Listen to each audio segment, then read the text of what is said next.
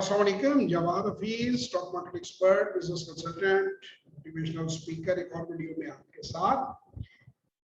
Sir, अक्सर सवाल होता है, अच्छा ब्रोकर कहाँ से तलाश किया जाए? स्टॉक मार्केट में सर मैं इन्वेस्टमेंट करना चाहता हूँ, कैसे इन्वेस्टमेंट करें, कैसे आगाज करें, कैसे कंपनी सेलेक्ट करें, कैसे बिजनेस करें? इन तमाम सवालों के जवाब जो हैं, इन्हीं के लिए तो वर्कशॉप्स हैं। हम ऑफ एंड ऑन वर्कशॉप्स करते रहते हैं और उनमें तमाम सवालात के जवाब हैं कि आपने शुरुआत कैसे करनी है, आपने ब्रोकर का इंतखाब कैसे करना है, आपने इस काम को आगे जाके किस तरह करना है, आपने स्टार्ट कैसे लेना है। फिर मैंने 90 डे इस तरह एक थ्योरी बनाई है, 90 डे प्रोग्राम है।